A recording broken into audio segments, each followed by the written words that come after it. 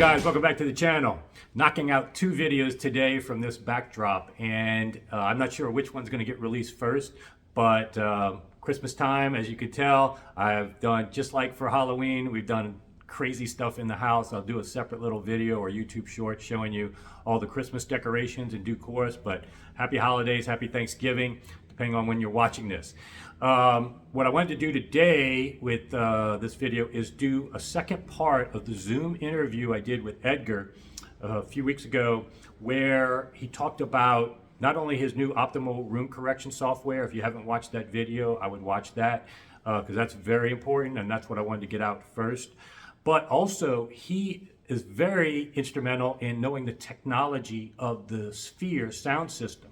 And if you noticed my videos from the Sphere, they got over 100,000 views. One of them went viral because, you know, YouTube, Sphere, obviously. And I was on the second row. And if you paid attention, not just to the visuals and the quality of music, if you like U2, I was able to film from the second row and even zoom in, which adds gain to the mic of the cell phone. And if you notice, it didn't distort. Any other concert, I went to ACL, Austin City Limits, the weekend after, or 2 weeks after that. I couldn't even get near the stage. I wanted to get far away because it was so loud. It would have distorted on the mic, but my hearing would have been gone being that close, like I was for U2. I stayed far away at Austin City Limits if you watched my videos. So the takeaway is that the Sphere, which by the way, tons of DSP, this irrational fear of DSP, gladly, it's starting to get proven totally bogus, especially when done right with Bach, Sphere. You know, people are starting, and even at Capital Audiofest, you saw lots of systems that were starting to use DSP because you just got such a huge advantage with so little trade-off. But the Sphere takes things to another level with Wavefield synthesis and all kinds of stuff that I thought having a Princeton professor like Edgar share the technology would be helpful. But on top of that, he actually was instrumental in working and inventing this technology circa 2008. You're going to see in the video, he has a Wavefield synthesis speaker, the same arrays that are the Holoplot. In fact, in some respects, it's superior because it's able to get the same amount of beams with less drivers, but it was patented, so I guess Holoplot had to do 167,000 drivers in the Sphere. There's only 17,000 people. It fits, I think. So 167,000 drivers for 17,000 people. DSP and amplification to run all that. He's going to talk about it in more detail, his experience with Wavefield synthesis. And if you watch my tour of his lab, we actually got to experience similar type technology. It may be something, if you watch my video wrap up of Capital Audiofest, it may be something I put in my Audiophile Airbnb in Fredericksburg that I'm building, such that in the family room at least, you can get Sphere type sound system. Talking that through, no promises, no guarantees, maybe too tough to do in too short a time frame, but I thought this video would be very helpful because those of you that like my channel, I have a niche where people that like DSP, people that like more of the tech talky type stuff and want to be on the forefront of what's going on in the hobby. There's nothing more forefront than this Wavefield synthesis in the Sphere. There's nothing hotter. There's nothing that is really showing people the benefits now of DSP and technology versus the traditional type of speaker systems and arenas that are very poor. And all that same thing can translate to your home as well. Eventually, this type of sound system will be in your home. Actually, what Edgar does is actually not only has Wavefield synthesis, but head tracking. So in your home, it can track you and keep the stage no matter where you go. And we proved that at Princeton, Pete the Greek and I. Not only were we sitting side by side, listening to 2 different pieces of material from the same speaker system, but we could also move in the room, and it was like the stereo image just stayed with you. Amazing stuff. So watch that video if you haven't. But here's Edgar explaining much more in better detail on the Sphere. All right. So yeah, let's go ahead and get started. And again, thanks for joining us. Looking forward to seeing you at Capital Audiofest. But definitely wanted to get a preview out for all the new stuff that you're coming out with. But also I've been promising to have you talk about the Sphere that I went to And that was an amazing concert, amazing audio, where people get caught up in the U2, the band, they get caught up in the visuals. But one thing that people didn't realize is I was on the second row, and most concerts I go to, first of all, my ears would be bleeding. I'd need to bring ear protection. But if I recorded anything that close to the stage, it would be garbled, distorted, terrible. And the recording quality was actually quite good in those ones that I sent, uploaded. And so one of the things that's attributable to that is that Holoplot technology, which is similar to what you've been inventing and actually have an example behind you. So I'm going to turn it over to you to share with us a little more in depth what goes on at the Sphere, how do they do that technology, and all the fun stuff you learned at a recent AES talk. Great. First, thank you very much, Jason, for having me. Second, I recognize many faces here, many names and faces. Hi for everyone. Hi, Peter. Thanks for joining us at this late notice. So Jason asked me to say a few words about the technology behind the Sphere. As he mentioned, I've worked on some of the basic science behind these technologies. I also was fortunate to be at the AES last week, the Audio Engineering Society, where somebody by the name of Steve Hockman, I think his first name is definitely Steve. Last name is Hockman. His name is, I will get it in 1 second. Yes, his name is Eric Hockman. Sorry, he's the Senior Vice President and Senior Fellow at the Madison Square Garden Ventures, which is a company that is responsible for the audio for the Sphere. As a matter of fact, he is the person arguably the most knowledgeable about that system. And he gave 2 talks today. He has very extensive talks. He's a brilliant engineer with a great vision. I have a lot of respect for what he has done and what Holoplot has done with them. And I took some notes and combined it with some background on how things work. So this is really new tools, they're new tools in the sense they're now being applied. But as I mentioned, these tools have been in development for many years. And also, I'm going to say a few words about Capital Audio Fest, and then say a few words about something I've been occupied with the past few months, actually 4.5 years, but the last few months I've been very intensively working on finishing to make a product in time for the holidays, and that's the Bach optimal room correction. I won't give all the details about it. I think Jason and I are talking about dedicating a whole session on the optimal room correction, which is a module that will be available to all present Bach for Mac owners, audiophile level and above, so they can do what we think is state-of-the-art room correction. So I'll say a few words about that at the end. Okay, well, before I start, any comments so far? Okay, so I'm going to share the screen here, and I have a few view graphs to illustrate what I'm talking about. So let me just share them. So this is I think the second time we get together and talk about spatial audio. The plan for today is say a few words about the Sphere, and how it works, and why it's really a historic event in the history of audio in general, but in particular, audio reproduction and of live events. Say a few. Jason asked me to say a few things about Capital Audio Fest, and as I said, Bach ORC.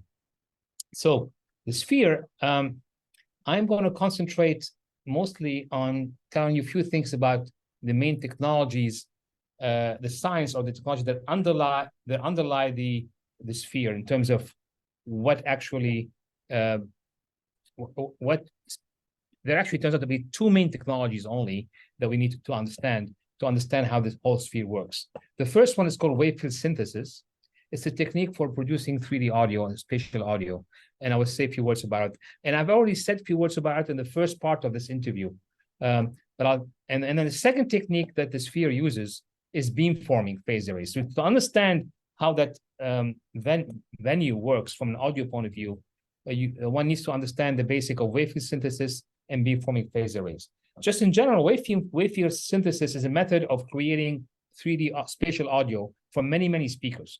Unlike Bach, it requires many, many speakers, but it has the advantage of creating almost like a hologram type image with a footnote, because hologram is a big word, but it does create an image that many people can hear if they are in the right area. That's three-dimensional.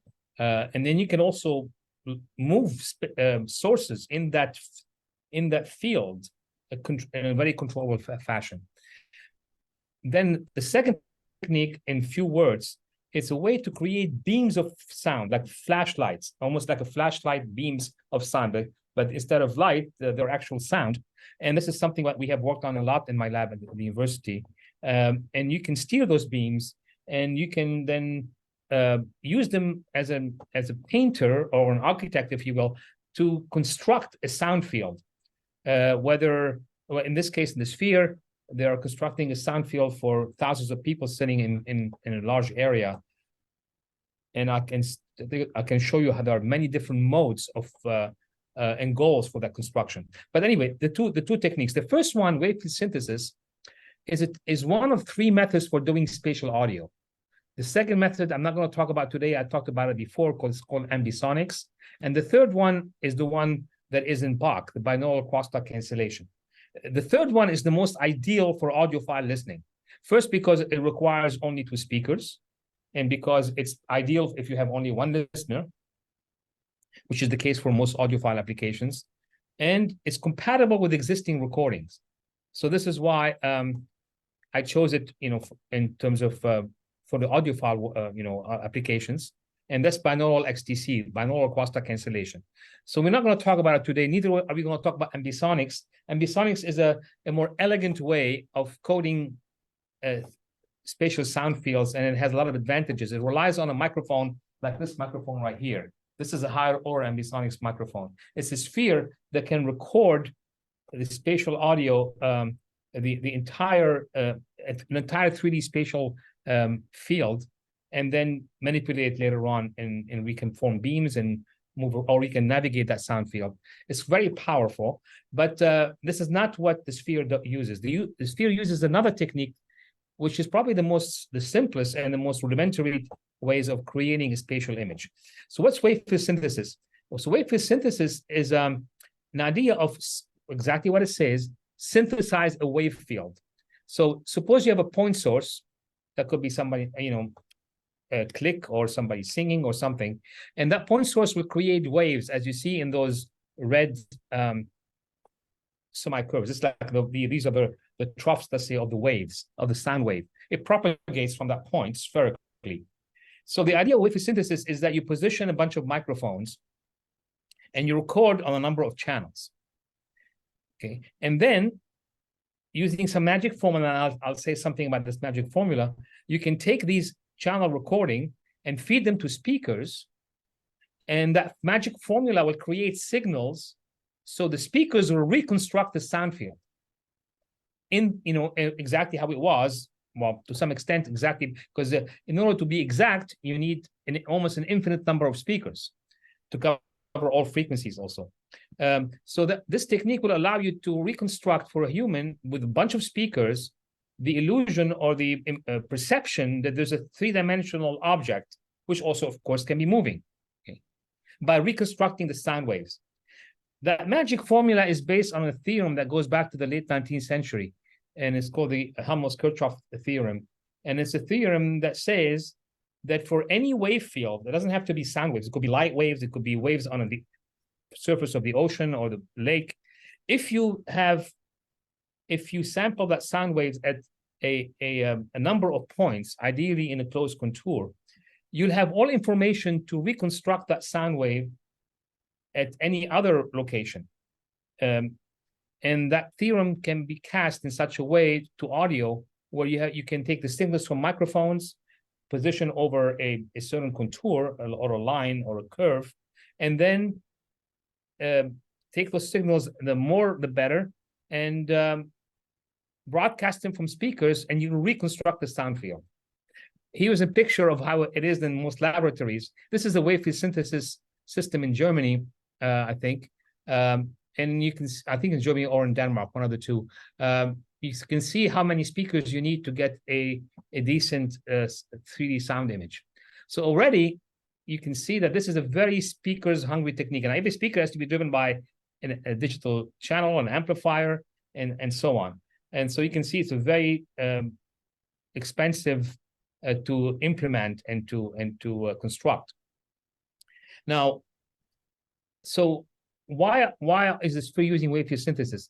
Well, we'll see that one of the things that the sphere does, it can create objects in 3D space and move them around. It could be the voice of a singer, it could be a special effect, and it could be, this is one of the things, so it can reconstruct spatial in 3D sound objects and move them around. That's one of the things that Wavefield, this is how Wavefield synthesis benefits. I mean, this is how the sphere leverages this technology. Okay, so the other technology is beamforming. So beamforming is an idea that you can have a bunch of speakers, which you happen to have anyway if you have a Wavefield synthesis system. So you might as well use them also to do beamforming, where by controlling the delay between the speakers, you can cause the entire wavefront to be canceled except for a beam. So in other words, you can because sound wave is made out of positive and negative sound pressure. If you time the transducers correctly using a computer, so you can time them so that all of the sound waves deconstruct themselves. All the sound waves have such a phase, they combine to kill sound except in an area, in one beam area that you can then turn around and shine. So this picture was taken in my lab, by the way. This picture right here is a bunch of speakers. This is an experimental thing. You can see there are a lot of speakers, and there are microphones in front of them to measure the sound field. But we can,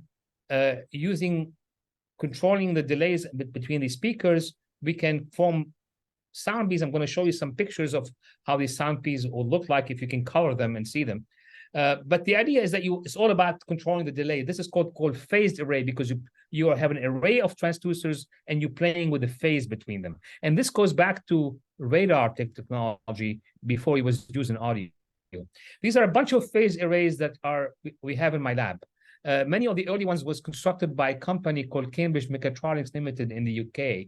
That company pioneered phase arrays in the 80s and 90s. Now it doesn't work on sound anymore. It works on, it's actually behind a lot of the technology in the camera in each of our phones today. But back then, when we worked together, they were into audio, and they really pioneered phase array and owned some of the early patents. So we worked together, and they built for us most of these phase arrays. Now we build our own, and we optimize our own. As a matter of fact, right here behind me is a phase array that was built only a few months ago. And that's the state-of-the-art phase array that has a lot of characteristics. Not only it can beam sound, but it can also kill sound. In other words, you can create personal sound zones. So two of you could be and let's say two of us are in a car, and one person wants to hear the choir, the other person wants to hear Led Zeppelin, and you can hear those. We can isolate both using beams from these two arrays in such a way that the person listening to Led Zeppelin will barely hear the choir, and the person hearing the choir will almost barely hear Led Zeppelin. Today we can reach 30 decibel isolation by using phase arrays like this and special processing that creates cancellation between two sound zones. The same idea of creating cancellation for crosstalk cancellation to create 3D audio as we do in Bach. We do that in a more complicated way to cancel sound in a different sound zone. So we create personal sound zones. Now, why is that useful for the sphere? Well, it allows you to beam audio to different parts of the audience, or beam the same program and make sure that everybody listens nicely, get the right quality audio, depending on what you define by quality as far as metrics. And I'll mention a few different modes that the sphere uses with beamforming. But before I get there, you will see that behind me, and I'm going to stop the screen right here. Behind me, you see a very large phase array. How large this is? This is about 1 meter. You see, 1 meter by 1 meter. It has 7 loudspeakers. This was built in around 2008. was for my lab by this company, Cambridge Mechatronics Limited. So it really predates anything the Sphere is doing, even though they claim is them. They have the company called Holoplot claims right here that this is the first phase array, Holoplot, the X1, which is a very impressive phase array. It has 64 drivers. I don't know if you can you see my, yeah, you can still see my screen. And it has 32 amps, so actually the 32 separate channels, and it can form 16 beams. The one behind me goes back to 2008, and it's 1 by 1 meter array. It has 27 drivers and 16 beams. If you notice, it's something interesting. If you look at the drivers on the Holoplot, they're all very systematically laid. They're all kind of pattern. But in here, there's a special pattern. We call it the squirrel pattern. Back then, this company, Mechatronics Limited, that was working with us, found that there is a special way of arranging the speakers so you don't need as many of them. You don't need to fill the entire square with equally spaced speakers to produce the same quality of beam. There's an optimal way, but they hold a patent on that. So this is why I think Holoplot is not using this.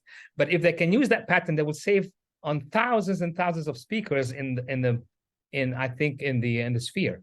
But to go back to what are they doing with this? Before I show you what they're doing in the Sphere, let's go back to this phase array right here. So this phase array that we two-dimensional phase array that we built back in 2008 with Cambridge Mechatronics Limited has 27 drivers, 16 beams. It can form 16 beams of sound. How do the beams look like? So here's a picture. If you look at this picture, here's one phase array. You see those little dots here? These are speakers. They're actually here, I think 16, 32, or 24 dots, I think, 24 speakers. They can be all controlled in such a way to create a beam of sound. Here you can see the pressure, the loudness. The red is where you have the highest sound pressure, and blue is when you have silence. So you can see if you're standing right here, you will hear no sound. But if you're standing right here, you'll be blasted by sound. So this is the beam forming. And then you can change the shape of the beam. You can make it very collimated. Here you can see a higher order beam where it's much more collimated. But you can also create multiple beams from the same array. So these are beams of sound that you can shine wherever you want. You can steer them electronically by changing, again, the delay between the transducers. So this is a very powerful technology for directing sound wherever you want. Plus, if you add to it the Wavefield synthesis that allows you to create three-dimensional sound wherever you want, you have yourself a very powerful tool that if you have enough money and vision, like this company had, you can build the most spectacular soundstage in the world, which is the Sphere. And our friend Jason was was at the premiere of the Sphere, which is really a historic event. So now that I've shown you how you form beams, let's go to the Sphere itself. So this is some pictures I took from and notes I took during the talk of Eric Hoffman at the AES last week, whom I thank for sharing this data with us. First, here is the Holoplot X1, which is the matrix of speakers or matrix array that I showed you earlier, kind of the modern version of this one behind me. And it can be used to create different modes. There is one mode, there are here 6 modes that he talked about in his talk. One of them is optimized coverage. That means you get even coverage, maximum volume, but you compromise on the point source localization. You cannot get point source localization, but you can cover a whole area and give a lot of volume. As opposed to virtual source, as you're going to see, I'm going to show you this animation right here. So this is now different shape beam. Here you can get 2 beam. Here now you get dot. You see here, if you stop the, I'm going to stop it and see if I can move it. Okay.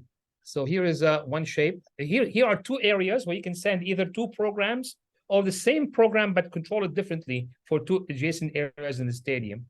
Or you can shine different sound and pass it around. Imagine there's a bird flying and you want people to hear it going around. So you can actually create using Wavefield synthesis and beam forming, take that bird or take that bullet or take that space, airplane and pass it around. So people in the stadium feel that there is one going around you.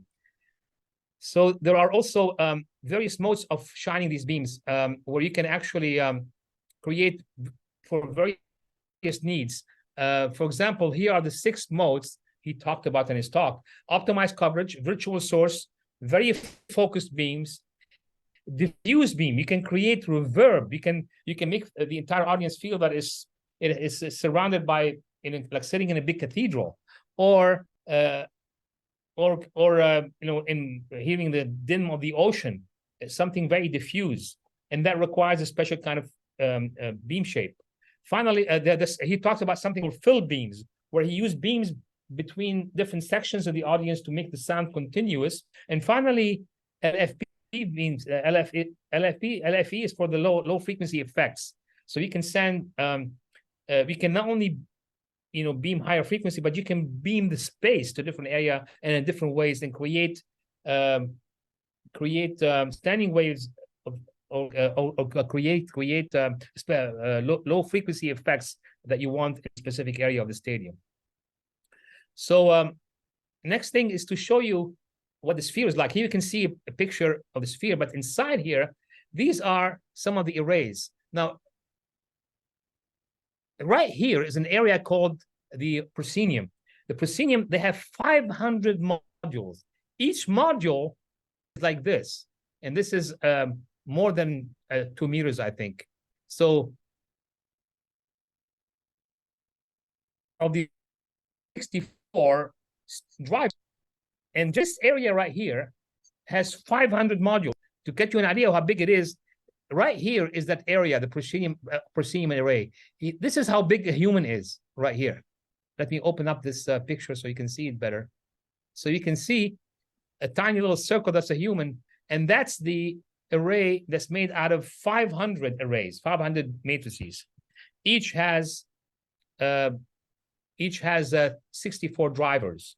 So there are hundreds of thousands of drivers in here. Each is controlled, well, each 2 at least here are controlled by a single channel, and everything. And this is only one of the main. This is the main one. And then you can see there is a bunch of arrays that are called environmental arrays. This is especially for the diffuse field. And there are more for direct sound arrays for beaming sound directly and making spots. There is an infrared sound system, which I didn't talk about. Doesn't involve wave synthesis, but this is for making you shake and having your seat shake and feeling that you are hit by thunder, for example. And then there are more of these arrays everywhere: extension arrays, localization arrays, and then most importantly is that proscenium array, all of which gives you the most incredibly controllable sound field on Earth. And also is the most sophisticated production system on Earth.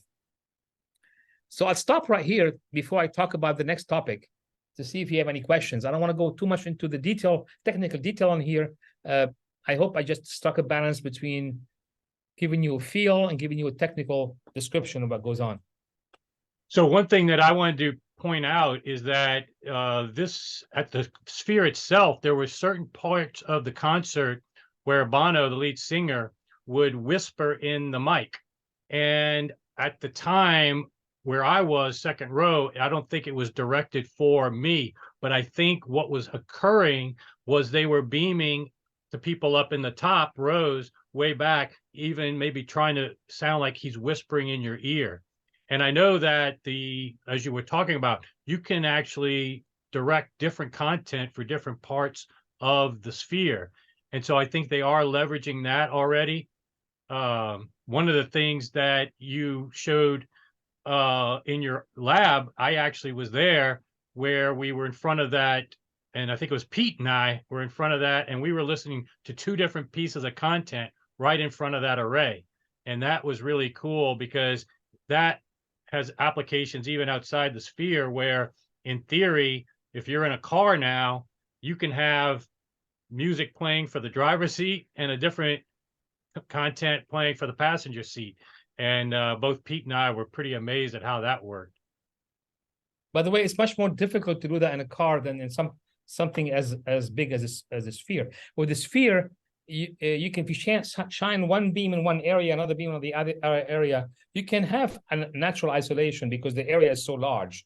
Okay, but in a car is very difficult, so you need to actually cancel one program and the other one. That's what's driving research right now. We have a research contract by a company called Massimo, which does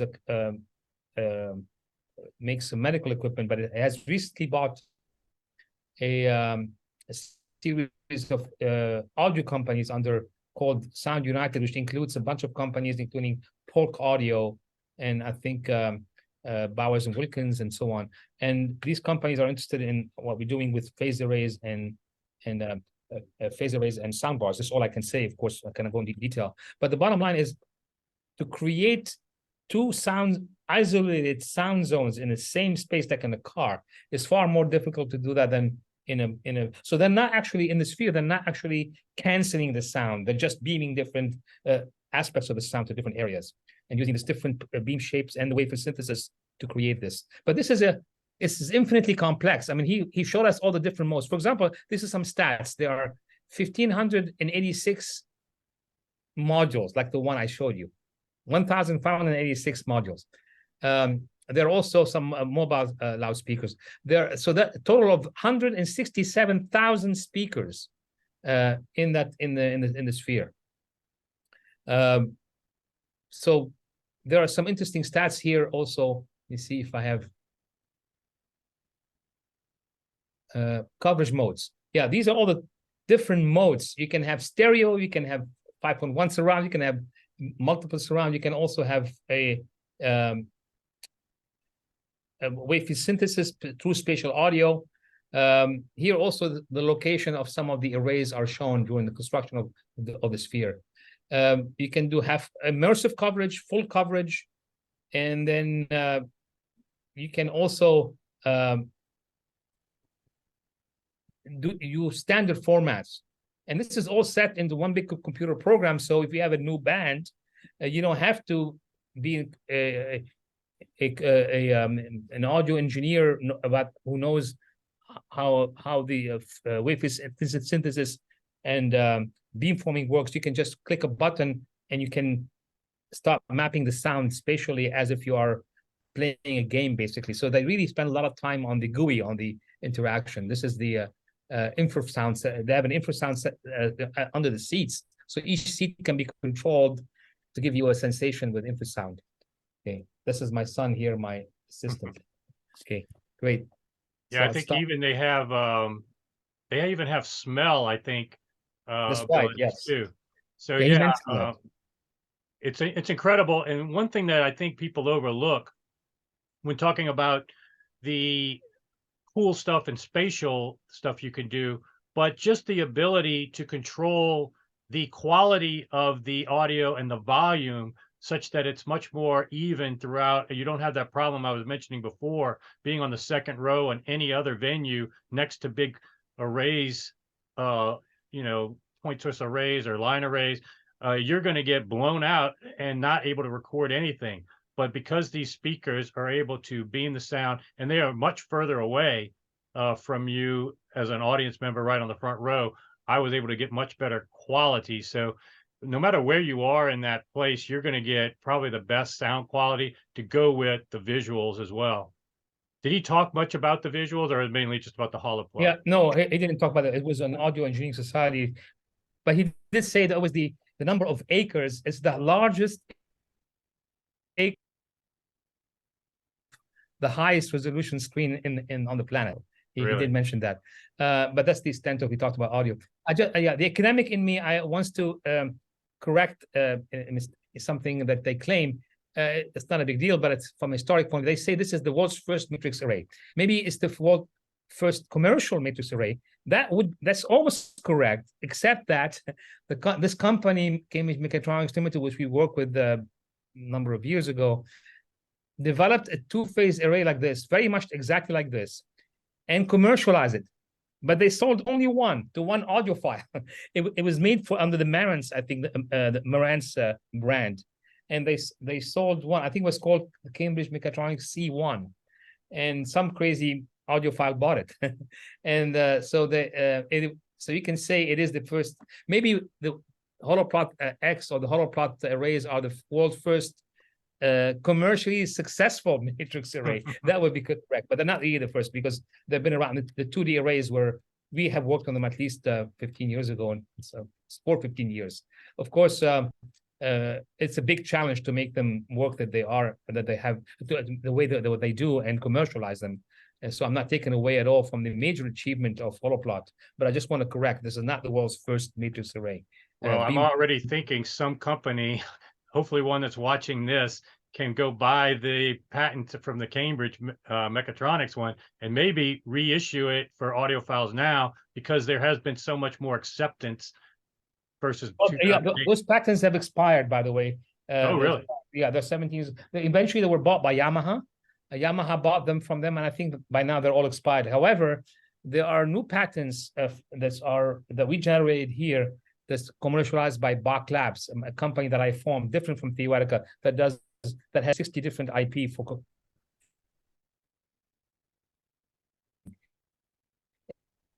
is about beamforming. So I don't know to what extent they can be used to do the same thing as a holoplot, but there are different phase array technologies and art that you can do to enhance different aspects of beamforming. Okay? Well, this I didn't tell you this yet, Edgar, but I bought an Airbnb. Well, I bought a lot to build an Airbnb in the wine country of Texas, and so I'm immediately thinking, limited space, I could do these arrays in the walls, and then I would have the first audiophile. Yeah, this is intended to be an audiophile level array.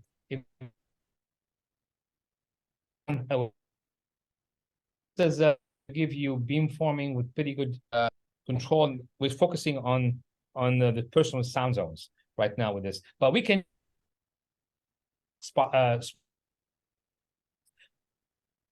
came with Peter. You experienced to instead of one single Bach beams with this, so 4 people can get their own Bach 3D sound sweet spot and move around, and the sweet spot will move. Okay. It's using the same kind of idea, but a different technology, plus using Bach filtering on top to create a binaural audio 3D sound field, 3D image for the one listener, for each listener, as opposed to a single sound image for multiple listeners, which is what Wavefield synthesis can do.